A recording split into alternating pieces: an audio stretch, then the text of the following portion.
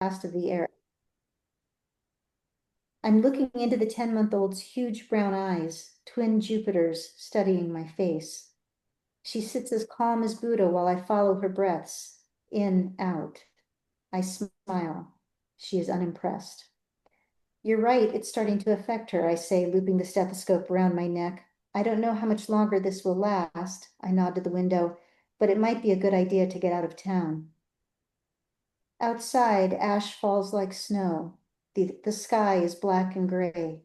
Everything I can see from our third-floor clinic is as dusted and lifeless as the moon. The air is churning with smoke and blowing debris. Stepping outside is like finding yourself on the wrong side of a campfire, but there's no getting up and moving. It's everywhere. It looks like the apocalypse, doesn't it? She says. The infant's car seat is at my feet. Mom had draped a damp baby blanket over it as a makeshift air filter for the trip to my office. It is speckled, sickly gray. As she set down the seat, an outline of soot powdered the linoleum floor, and I am now standing in it. Avoid spreading ash, the government warns us. Do not allow children to touch or play in it. She's picked up the baby from the exam table, and they are watching flurries of cinder and haze whirl around the building like ghosts. I look at the two of them at the window and for a moment can't remember the world outside this dense, choking cloud. It seems like all there has ever been. And before becoming a pediatrician, I'd been an environmental analyst and planner, and I'd actually gone to graduate school in forestry at the University of Washington in Seattle. So climate change and the effect it was going to have on wildfires had been part of my education. And so this moment when this baby came in 12 years ago, it brought my past and my current career together. And I was just really stricken looking at her as she was struggling to breathe, looking up at me. And I just, it was the first time that I had really realized that I was seeing the impacts of climate change on one of my patients. And I thought, wouldn't it be interesting to zoom out from this one little girl's visit to the pediatrician in a small Western city and talk about the big global forces that had led to her illness that day in my clinic, and then zoom into what was happening in the microscopic structures of her body. So one of the themes of the book was trying to make that connection between the macro and the micro, how a global process was affecting children in our homes. But there are a number of other major themes that I wanted to address too in the book. And one that was most important to me was that children are uniquely vulnerable to both the physical and mental health impacts of climate change for all kinds of reasons that I go through in the book. So this is a scene from the introduction with a teenager in my clinic. And the book, just to give you some background, because there's a marsh mentioned in this passage, the book opens and closes in a marsh near the house I grew up in coastal California. So that's the marsh that's being referenced here. In the summer of 2018, a 16-year-old told me during a checkup, when I asked about her plans after high school, that she hoped to be a science teacher. That's great, I began, when she politely cut me off. She wanted to work with kids because she was questioning whether to have any of her own. A school project on global warming, which included interviewing a climate scientist at the local university, had been keeping her awake. I'm not sure it would be right, she said, to bring kids into a world like that. She glanced up for my reaction as she said it. I was sitting across from her on my wheeled stool with her chart open on my lap. I had just written loves soccer and future plans, then stopped. I noticed her hands gripping the edge of the exam table as if it might suddenly move. Her legs were crossed, swinging a little. Short, light brown hair was looped neatly behind one ear. She was young and healthy, with purple-framed eyeglasses and flip-flops dangling from her feet. A tear suddenly fell down her cheek, and I struggled with what to say. Wildfires, hurricanes, and heat waves make headlines. Small moments with my patients never will. But what is happening in my clinic tells another story of this strange and unsettling time. Children are bearing the weight in their lungs and hearts and minds of our madness. I'm a pediatrician in the fastest warming city in the United States. Reno lies 4 hours drive east of my childhood marsh, within sight of the Nevada-California border. It spans a small river valley and a series of sagebrush hills joining the Great Basin Desert and Sierra Nevada mountains like pieces of a massive continental puzzle. Year by year, through the windows of the hospital and clinic where I work, I watch our sky and forests changing as the thermometer climbs. Inside those buildings, I care for the children of my town. And from that vantage point, I can see that a marsh and the children playing in it are not separate. They are part of the same fabric, and their fates are intertwined. The climate crisis is a health crisis, and it is a health crisis first and foremost for children. And so another theme that I try to make in the book is the moral aspect of this, that we're in a situation where the most powerful and profitable industry in history aligned itself against the least powerful people in society.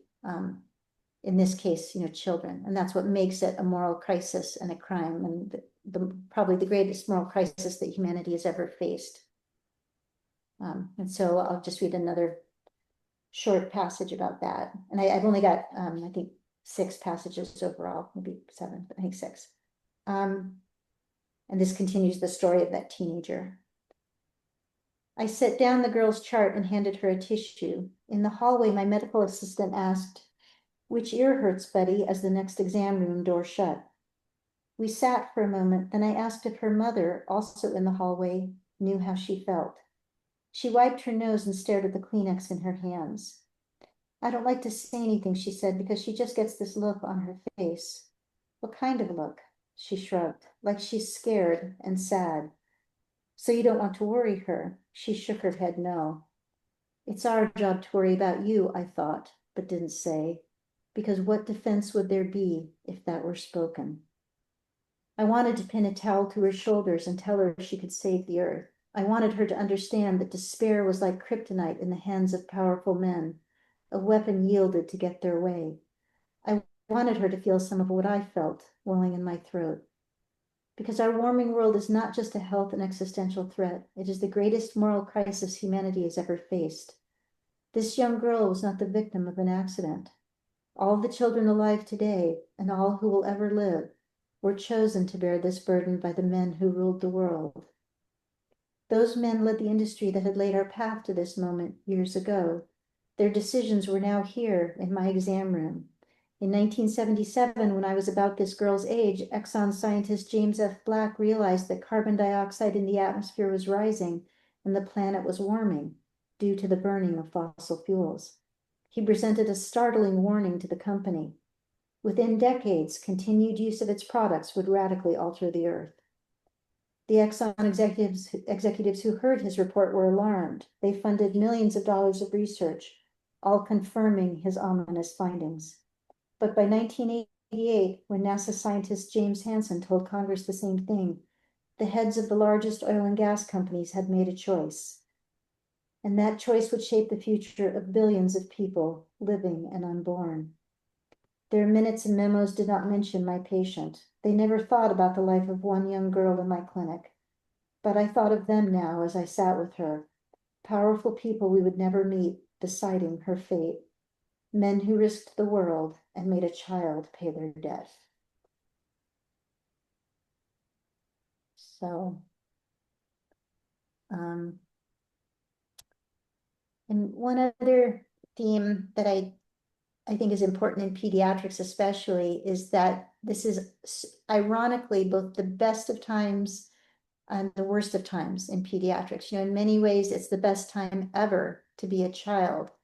In 1900, a baby born anywhere in the world had only a 50-50 chance of making it to the age of 15. 40% of all deaths in the United States in 1900 were children 5 and under.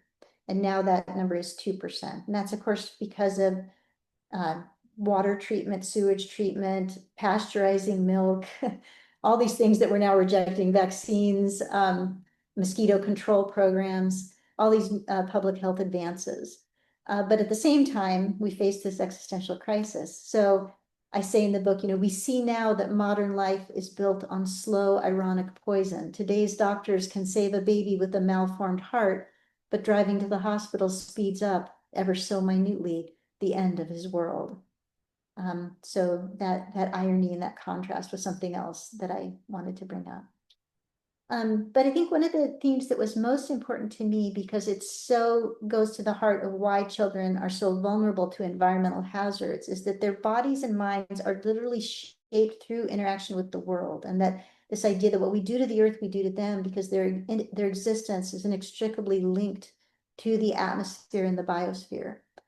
So, I say every life a doctor tries to save, every person we've ever known and loved, in fact, every astonishing form of life on the planet exists only because of the miracle of a thin band of gases blanketing the planet's surface. And so, even as we're just sitting here breathing, every time we take a breath, every time we drink water, we're pulling the atmosphere into our bodies. And every cell of the body, of course, contains oxygen and water. So we literally carry the atmosphere within us, yet we never think about it. And in children, the lungs and brain literally form through interaction with the air they breathe, which is partly where the title came from. And lung development, we know, is badly affected by air pollution, as is the brain.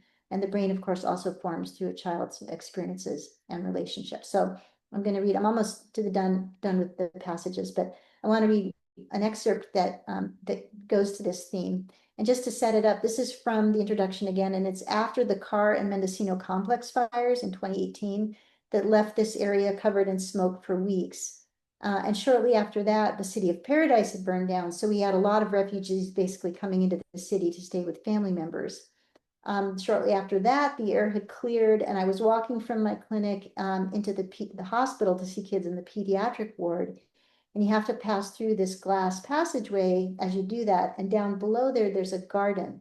And I looked down and I saw a little boy who I just finished seeing in the clinic. And he was there with his mother and younger brother. And it was starting to rain, and he was trying to catch a raindrop on his tongue.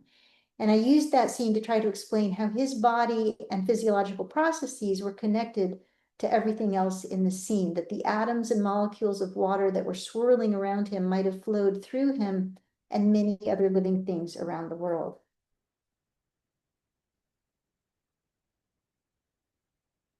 Which meant that these elements were only borrowed from the atmosphere, not owned.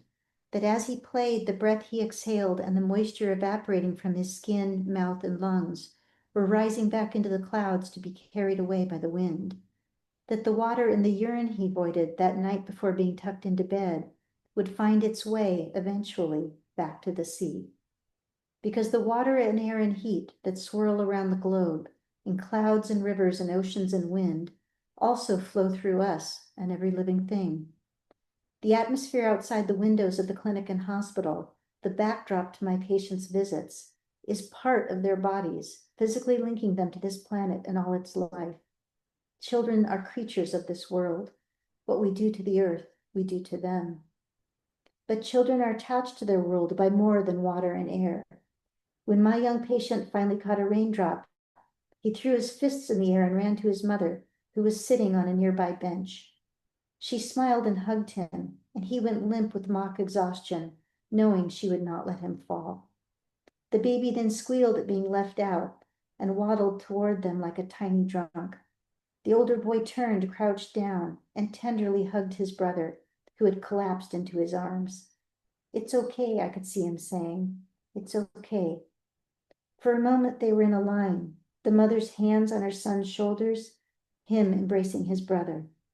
Who could doubt, looking at them, that love passes through generations as surely as genes, linking us to everyone who came before and everyone who will follow?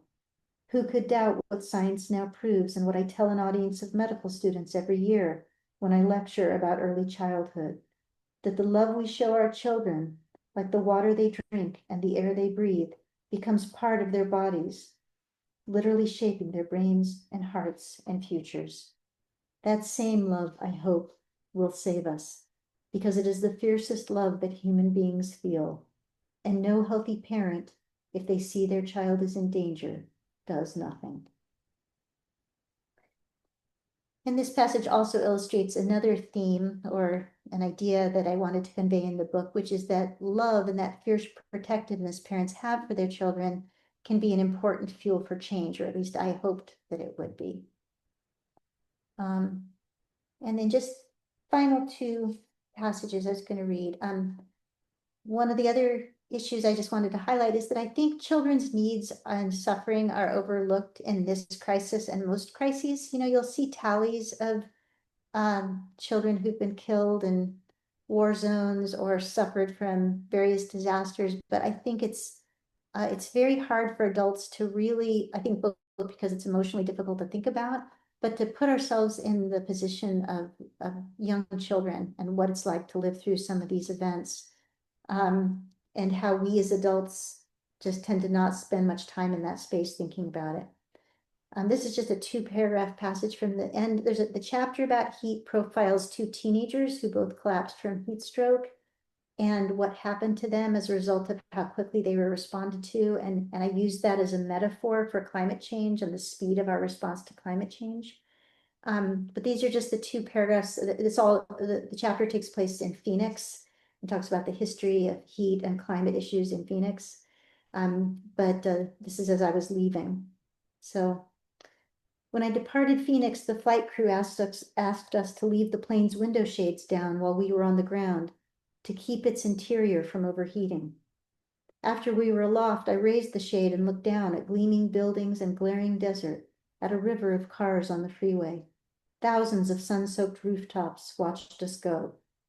Though Arizona is one of the sunniest places on Earth, fossil fuels still provide the biggest share of electricity in the state. The plane, I knew, was spewing exhaust, and the runway roads and buildings were baking in the heat, which they would radiate till long after dark, preventing the city from cooling. We all go home to our children at night and tell ourselves they are everything. But it is so easy to look across the landscape of the earth and not see them. Over 1 million children live in and around Phoenix, almost 2 billion children in the world. They can't control what is happening. The youngest don't even know. They trust us to keep them safe, and we are failing them. And then the last passage I wanted to read was also in this theme, just children having their own experiences of the warming world that are largely invisible. And this is from the natural disasters chapter, which focuses on a 5-year-old boy who survived Hurricane Harvey. His family had to flee their house in the middle of the night as it was literally being torn apart by the floodwaters. And I also profiled a little girl who was also 5 years old who had to escape the Tubbs fire, the wine country fires, that same year in the middle of the night. So this is after they have fled to the neighbor's house who had a 2-story house, and they're on the 2nd story across the street from the home that had been destroyed. And this section is called Rescue from the Roof. Lucas heard the motorboat before he saw it. It tilted hard to one side as it turned the corner into the cul-de-sac. The 3 men sitting on its benches wore helmets and bright yellow jackets. Over here, his mom yelled. Daddy turned from the fence in the neck-deep water and started waving his arms over his head. I forgot to set this up. His dad, who was over 6 feet tall, there was a fence at the end of their cul-de-sac that was catching a lot of debris and water and raising the level of the water and endangering them on the 2nd floor of this house. So he went out to try to rip the fence out, basically, and he was doing that as the rescue boat pulled up to the roof. The men pulled up to the roof like it was a dock. One of them climbed to the window and handed bulky orange life vests to his mom, and she put them on Lucas and herself. What about the twins? She asked. Sorry, he said, none of their life vests were small enough for babies. Mommy stared at the man for a second, then climbed out the window onto the roof. She sat down and reached back for Lucas. He looked at her outstretched arms. Behind her, across the water, was the top of his house. Why do we have to go? His neighbor bent down and said there was no food or anything to drink or diapers. Your mom has to get you somewhere safer, she said. The roof felt rough through his pajamas and on his palms. He held Mommy's hand and worked his way down slowly so he wouldn't slip, until one of the men reached up and lifted him into the boat. Then Mommy passed the crying babies one by one to these men he had never seen before. Last, she tried to coax their dog, Max, out. No, the men said, Max would have to stay. They needed room for another person trapped in an attic nearby. Lucas started to cry. Max would be scared. He might try to swim after them and get lost. Daddy yelled, "I'll find another way out. Get them out of here." The men were in a hurry, so Mommy grabbed Max and scooted down with him to the boat. They left Daddy behind in the deep water, alone. Lucas turned around and watched him standing by the fence until the boat turned out of the cul-de-sac. The boat's outdoor motor echoed off the neighbors' houses as they went down the street, now a strange bayou of floating roofs. The boat's wake splashed against windows. They saw other neighbors on rooftops. The men said, "We'll be back. Hang on." Mommy held the twins tight, but they were quiet now, and so was Max. Everyone just stared at the brown water, block after block. When they passed the elementary school, Lucas saw its playground equipment sticking up like a wrecked boat. He remembered the story about Noah's flood, which God had sent to punish bad people. Maybe I did something wrong, he thought. So, and that passage is sort of an example of how a lot of things that are real issues in, say, disaster response involving children. I tried to fold it into the story, and they were real things that happened. Like they rarely have life vests small enough for babies and small children. And there were a lot of triggers in there that eventually led to this little boy having PTSD symptoms later, like being separated from a pet, which he thankfully wasn't. That is a common trigger for, or a predictor of long-lasting symptoms, either losing a pet or being separated from a parent, thinking that you or your family's going to be killed or hurt in the disaster, which he definitely was during the evacuation of their house. And just having limited space to rescue all the people they needed to rescue in that area, and having to make decisions about who gets to go and who stays. Those are all things that were happening all over the city at that time. So anyway, I don't know if anybody has anything they wanted to talk about.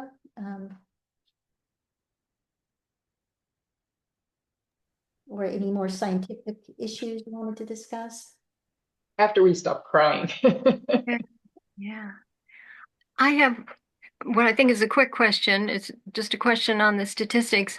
I'm curious to know what percentage of the parents who came in with children having respiratory or other effects from climate change, what percentage of the parents had some understanding of the involvement of climate change in that, and what percentage of the teenagers? I don't know that I can put a percentage on it. When, and you probably know in Washington too, you've probably had some of these events. I know in Seattle they have, I don't know if all the way down in Olympia you have, but it's such, and that's what I was trying to capture in the opening passage of the book, is just, it's so overwhelming and depressing to be engulfed in smoke for weeks at a time. And so everybody talks about it when that's going on, and everyone is very worried about their kids and the effect it's going to have on their health. I would say some parents definitely connected it to climate change, and to feeling sort of just overwhelmed by the issue. Teenagers don't always bring it up spontaneously like that girl did, but it's not very far beneath the surface, I would say, for some of them. But it tends to be probably the kids who are a little more academically inclined, socially engaged. Teenagers who are doing well in many ways are the ones who worry the most about it. There are parents too who come in and would blame, California forest management practices as opposed to climate change. And one of the things I've said to other healthcare providers is, I think one of the strategies I found, or, just something that I said to them, and this, having a background in forestry helped, was that they weren't 100% wrong. If you can find some common ground, I think it really helps. And I said, that has been a problem because we suppressed lightning fires for so many decades that, there's been this huge buildup of fuel, but it's the drying out of that fuel from climate change that over 100 studies have said that's the primary driver of these fires now. And that California recognizes that that's an issue, and they've spent billions on trying to clear some of that stuff. So anyway, I kind of wandered off track there, but it's definitely something everybody's aware of when it's going on, and there's some differing explanations, but I would say a lot of parents, I don't know percentage, but a lot of them tie it to climate change. But I guess my question is, as kids get older and they're more educated on environmental stuff, if we can last that long, Uh-huh. will this denialism or unawareness go away in the US? Um, I think there's not as much, I didn't see as much denialism as doomerism. I think most people are aware of it, but they have kind of a learned helplessness about it. Like there's nothing I can do.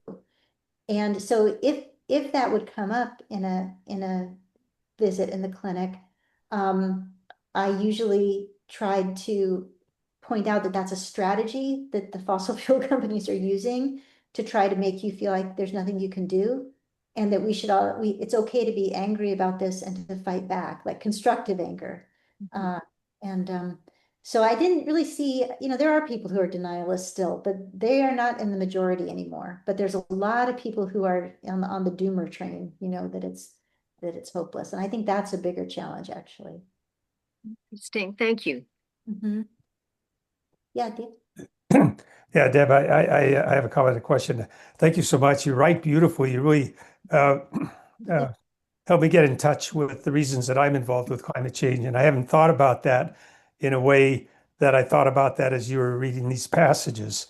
So thank you so much. And by the way, your book is in the Sandy Library, and I will get it. But um, but I wanted, so, the Academy has been among medical groups, kind of, I think, someone on the forefront with climate change. Fan Tate and others have really done. And I just wonder, have you, again, you write and speak so beautifully. I wonder if you've been involved at all with the Academy, either through teaching interactions or any of the committees or things like that. You're talking about AAP? Yeah, American, yeah, AP, yeah. Yeah, so I'm the Nevada representative I'm the Nevada AAP chapter representative for climate, or climate representative, whatever the title is. And so Lori's group, of all the pediatricians across the country from every state. So I participate in that. And our state leaders are very supportive. And so and yeah, Joanne knows them also. And so whenever we want to write or, do something at the state level to advance climate legislation, that they've been very supportive. And I spoke in 2019 I was the plenary speaker at the convention in New Orleans. But other than that, I'm trying to think, I don't think there's anything else with AAP specifically that I've done. But I do a lot of grand rounds at med schools and bookstore events, parent group events, so Yeah. and I media. think your story and your experience and the way you tell it will resonate so much with pediatricians. Yeah. Yeah. Hopefully.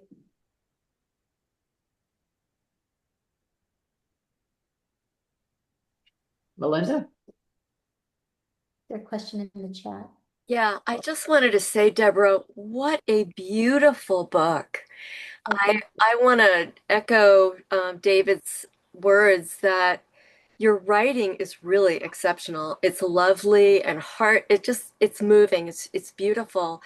I'm not a pediatrician, I'm a dietitian, and I work at the intersection of food, health, and agriculture. And I was thinking of, when you brought up PTSD, I hadn't really thought about that, but I think about the layering of kids that are working and kids that are living with parents who live in agricultural areas who have smoke, heat, and pesticide drift. So all of those things coming at them. And then I think about the kids who are vulnerable to ice raids and the PTSD related to that. I mean, it is just such a huge problem. And I live in the Midwest. So I live in Missouri and I live in a blue bubble. But I can tell you that there is a large group of people that still reject, climate change. Mhm. It's just insane. And now under this administration, I just don't know what to do. I wonder if when you're giving talks, how you respond to parents who say, like, what can we do? I usually say to try to think of your life as being in the center of a series of spheres, where your family and your child and your home are kind of the center. and then maybe your school and job are the next sphere out, then your neighborhood, your city, your county, all the way up to the world. And try to then take sort of an inventory of, at each of those levels, what is contributing to the problem? What are your fossil fuel contributions in each of those spheres, and what could you do? It is no doubt, and the paperback is coming out in a couple of weeks in July. And I added an afterword, it's because there was no way it could come out not talking about what's been going on, because it's made it so much more difficult for anyone to act, because all these incentive programs are being lost, all this funding is being lost. And so really the game right now is at the local level, and trying to get local governments and state governments to do whatever they can with whatever revenues they have, and whatever legislative tools they have to move the needle.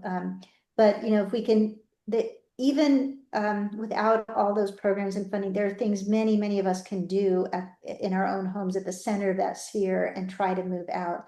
Like, weatherizing your home. Many municipalities have weatherization programs. If you're in the West, that not only reduces your energy bill, so it's an advantage for your family, but it also helps seal out the smoke when you do have smoke events. So it helps with air quality inside the house. So, and there's a list of things like that. And this year, there's still a lot of funding available for like electric school buses. At least I haven't heard that that's been cut yet. That won't be there probably next year, but there are things that people can do this year. It's not as good as it could have been had we had a different administration in place, but there are still small things we can do. And we have to remember the United States is a huge contributor, but the rest of the world is moving on without us. China is years ahead of schedule in terms of becoming the first electro state. Europe is doing well and meeting some of its goals. So there are many things happening elsewhere just because we're not, and we're just getting left behind on this revolution. Well, that is very uplifting. And I am going to ask my library to order the book. And I think that's something we can all do from an advocacy perspective, is make sure your local library has your book. Thank you. Thank you. Yeah, and any parents groups, teachers, any other groups would be interested. Yeah. Thank you. Yeah. Be more outspoken about the terrible person that Trump is. He's doing everything backwards. They just got electric postal vehicles. He's going to have those sold off, use the old gas ones again. It's hard to find any real ongoing instruction in the schools about the climate crisis and the direct links to fossil fuel investment and inadequate help getting away from fossil fuels. It's just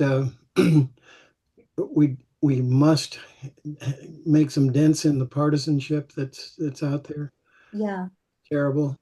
And without that, we can change our light bulbs all we want, or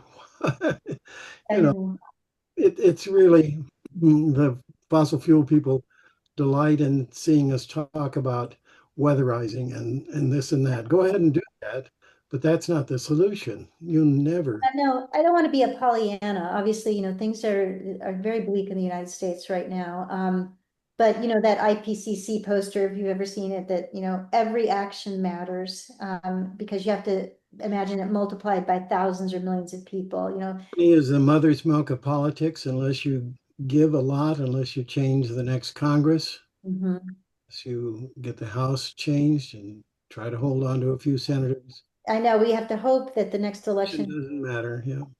Which I think is a question whether, yeah, no, it's very bleak. There's no question about it. But, I wanted to say something about educating kids too. I sort of come to the conclusion that we have to be careful the way we teach kids about this too, and focus on their own agency and things they can do. Especially at the school level, if there are things they can do within the school programs, so that they don't just sink into despair about it. I just think we have to be just careful about how we talk to them. I did a lot of time beating up on tobacco companies. It's nice to have a dastardly enemy. Mhm. I think we need to intensify our scorn and outward opposition to the tobacco or to the fossil fuel companies and those who take their money, those who take shelter in any little bit of question mark there is about climate change so they can keep taking the money. And I'm not a scientist, right? They say all that stuff. Don't let them get away with it. Keep it right in their face. Yeah, Money is the mother's milk of politics. yeah. But you're right, it's always good at meetings, things to have a narrative you tell about, about this, and having a villain in a narrative is powerful, and there really is one in this case. Um, so I think that's a good point. Yeah, I see that. He said, he said to be a little less of an individual. What is the most important? Bill McKibben's, what is the most important thing? Yeah, yeah. The individual can do, right? Yeah, join with others. And that's true of kids too, for teenagers especially, like if they want to join in a group. And there's smaller things they can do too, like the natural playgrounds movement to try to replace playgrounds that are made of plastic and metal with wood and fabric sails and trees. That has both a benefit to the kids on hot days because they can play on them actually without getting burned. And it also cools off the surrounding area somewhat. So, those aren't huge costly things, but if a school's getting ready to replace a playground or the city is, those are just ways for kids to get involved. With tobacco, we had secondhand smoke. You didn't like to smell it. You didn't want it on your Mm-hmm. on your clothing. Here we have to be a little more inventive in terms of how we demonize what microparticulates are doing, what expanded disease uh, places are. Coccidioidomycosis is expanding rapidly in California here. Right. Actually, it's been found all the way up in Washington. So, All that. Let's let a couple people ask some questions. They've had their hands up for a long time. Jay? Sure. I admit I am not a medical practitioner. I've been a long time policy guy, really around community efforts around climate resiliency. And what really resonated with me in the stories, and that's kind of what we're trying to do, is this connection to health, but really the idea of working through parents, right? That's how you build a movement, It may be one at a time, but through the schools, if you can get parents to move, that's moving community. Community moves local governments move states, and states move the federal policy lever. So I do think, sometimes these small actions that you're doing of as medical professionals, how do you influence parents is very strategic, because if they can see their kids differently through climate and the kid's health, you've now moved someone that maybe before was opposed to take an action. And we can build community around that. And I think that's really important.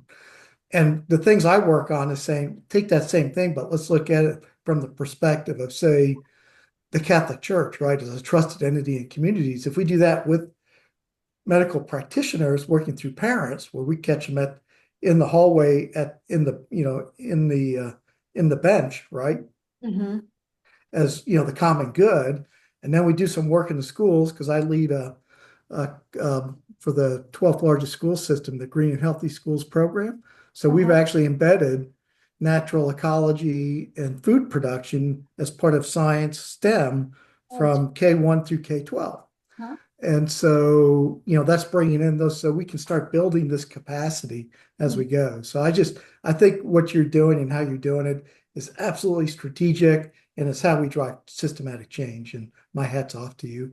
And I'd love to have you come out and do a Meet the Author series to a much broader group here in the Southeast, if I'd you'd love be to interested in because, it. actually, you're in Atlanta because I was talking to Emery about coming out and doing an event. So, yeah. Oh, with Hercules or? No, Rebecca. I'm blanking on. She's very well known. I'm just blanking on her name. Okay. But Phillips Born? yes, thank you. Yeah. Okay. Yeah. Yeah. So there's some opportunities. I think that the message will resonate well because we're trying to build bringing trusted entities together in community-wide efforts, and your message resonates across many constituencies. Great. Yeah. I think Joanne and then Cynthia. Thanks, Deborah. I read the book like a year ago, so it was great to hear passages again today. But you said something when you started this evening that I remember you saying at the Nevada Academy of Family Physicians CME conference a while back. And it has to do with naming the villain. And you said, climate change is a crime. And that startled me at the time because I have never heard anybody say something like that in a medical education conference. And so it's not so much a question, but maybe a reflection for the people on the call, um, leaning into that sort of that moral imperative message. Is that something that you have been able to do? Because I don't think I have either the courage or the skills to do that in my conversations with health professionals. So I'm just curious about that aspect. About like how I came to do that, or Well, I mean, I think the book gives you an opportunity because the book has a clear moral message. yeah. But yeah, I think it's very brave that you approach things that way. That it's very easy for us to be like we always are and have our little wall built between us and the patients or us and the topic as we're trained to do. And that you've broken that down is really powerful. And so I'm just curious about if anybody else that's a health professional on this call has that same feeling or if they've tried that. I think for me, like, I think when I started writing that, because I started jotting notes the day that little girl came in, and of course it took me forever to actually finish the book, but it was an outlet for, just, which I think, these are emotions like anybody who's dealt with this topic feels, of just outrage, just, I think just when that baby looked up at me and just struggling to breathe, and like I knew the whole, it's just, I don't know. It just I needed an outlet for what I was feeling about this. And just try, and I think I used to spend a lot of time just trying to understand the mindset of people who would make a decision like this, knowing what it meant for everybody in the world. And I don't know, I don't even worry about that anymore. I just I just know that they're wrong and they're hurting everybody on the planet and every living thing on the planet. And it's just, I don't know, it just so upsets me and outrages me. And it's just so heartbreaking that I just poured all that feeling into the writing of it. So I don't know. And that's why I tell people, and I said this earlier, that I think anger, obviously not destructive or violent anger, but anger is a really powerful, motivating emotion. And hope can be too, but the studies on hope show that there's kind of this Pollyanna-ish hope, like overly optimistic hope that's deactivating, but realistic hope and constructive anger are the two most powerful emotions for getting people moving on doing something about it. And anyway, I guess I just was tapping into my own feelings, and that's why it came out that way.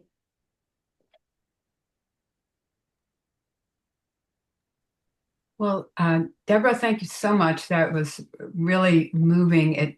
It felt like an ethical meditation, like really moving through this path of feeling and thinking about it. So, and and so often I think we do sort of gird ourselves against it because we're in it and we're working on it.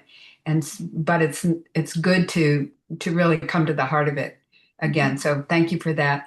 My comment actually kind of has something to do with what Jay said. We've been thinking a lot about what's going on, why this isn't a motivating factor for so many people who care about their families, and a lot of it has to do with misinformation, disinformation, and weaponization of the space, and what role we as health professionals can play in trying to break through that, restoring trust, restoring community. And one of the things that I have really no no power to do or efficacy, but it seems like the schools, the combination of health and schools would be so powerful. And I wonder if you're aware of or have done any work like going to PTAs or school boards and doing readings and how that's received, and whether that's something where we could uh, empower lots of health professionals to say, hey, here's a script. Call your school board, ask if you can go and give a presentation, ask if you can give a reading. Yeah, that, So it's just kind of a, that would be great. I actually wrote to, I've written to the PTA and got no response, just saying, I'd be happy to talk to parents about this issue. This is going to be a growing issue, especially in schools that aren't equipped for heat waves, and there's all this research on how rising temperatures are affecting kids' learning and behavior in right. school. Yeah, so and I haven't heard back from them. So I probably need a connection of somebody, who's in these organizations. So Mhm. yeah, if anyone knows any way to help me with Hey, that. Deborah, I have a strategy for you. I'll reach out and we'll talk about how to do that. Oh, okay, sounds great. And Jay, I'd like to be in that conversation a little bit too, Sure. because we're working with Absolutely. a group in the Medical Society Consortium talking Right. about civic engagement advocacy. And this is someone's talking about doing a summer of heat and doing outreach where we would have templates and information and stuff, but maybe we can work together a little bit on that. Yeah, I'll tell you how we did it, how we worked through educators and kids to drive them first, then we could come in the political side. So I'll tell you Right. how to do that. Yeah. Right. But yes, I agree. Start there. Mhm. And that might be a good topic for another month here too, Jay, but let's talk about it later. Let's let Deirdre and David have 2 minutes each with Deborah, and we'll try and close out on time. Deirdre? Hi, Dr. Hendrickson. Deirdre. It's nice to see you again. We were very fortunate that Dr. Hendrickson came and did a presentation in our community in Truckee, which is only about 35 miles from Reno. And it was a wonderful presentation. And of course, I read the book in preparation for it. And it is just a beautifully written book. It reminded me very much of the narrative nonfiction of Susan Orlean. It's just a really moving book. I had to read it slowly because it was so moving.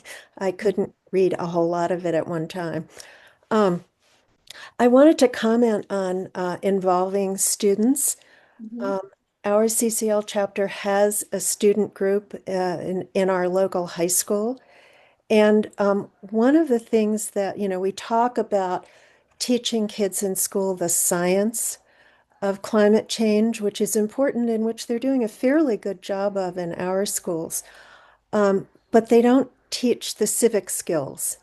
And I think it's the civic skills whereby kids learn that they have a voice and can actually make change if they use it, that we really need, and and that's what we do a lot of in our Tahoe Youth Action Team, which is our youth group. I wish we could get more of that in our schools, because it does really empower kids. Some of the quietest kids I've ever known have found their voice because they've learned how to do it and because they're motivated by the future that they face. That is a really excellent point. And I don't know if you guys are all, like, some of you are my age. It's like civics was such a big part of high school education when I was growing up. And you just get the feeling a lot of people have not had a good civics education these days. So, but yeah, tying that to action on an issue that really threatens their future, I think that's a really good point. So, and David? And yeah, has everybody else who wants to ask the question? This is my second round, so I don't want to take anybody else's time. And actually, everybody else has asked the question. Hey, so this is a little random, but some free association got me thinking. I've actually been interested in meteorologists, and I think they're probably a natural ally for us as pediatricians in a lot of ways. And you helped me make the connection why, and that's where you say, hey, kids are what they breathe and what they drink and stuff, and as they develop. Anyway, I just written a letter to the editor about Show Your Stripes Day. I learned that from Catherine Hayhoe, which is January 21st. And a lot of meteorologists apparently do that. Where you've probably seen there's a panel where they have stripes going from blue to red as the climate has changed. But anyway, I just kind of throw that out there because as a kind of a free association, I just wondered if you've, especially with the air quality, things like that, if you've had contact with meteorologists and if so, how that's played out. I have, well, when I was in Arizona, I had contact with the state meteorologist there, and she looked up some really interesting research for me. Because I profiled a little boy who had moved there in 1900 to pursue the climate because of health issues, and compared the climate from 1900 to when the two boys I profiled had collapsed with heat stroke. And so she was the only meteorologist, though, that I've worked closely with. But otherwise, no, I have not. So, but I'm sure there's ways to collaborate with them as well. Yeah, well, thank you. You've helped me make connections, associations that I think were subconscious. I hadn't thought of before. Yeah. That's great. I wanted to just mention one other thing that I forgot. When Dr. Hendrickson came to our community to do her presentation, our local community television station videoed it. And it was then subsequently shown a few times on that station. So keep that in mind if you're lucky enough to have her come and speak to your community. It's a great way to get it out into the community. And the video is on my website, and that was the full, like, where I went over all the different health impacts. So it's a long PowerPoint presentation, but if anybody wants to see the kind of other version of talks that I do, that's one of them. Well, in respect for people's time, let's thank Debra and close out and see if we can work to expand your work by requesting the books in our library and maybe setting up some more book readings for some other groups. Yeah, please. I'm happy to travel and speak to anyone, anywhere in the country.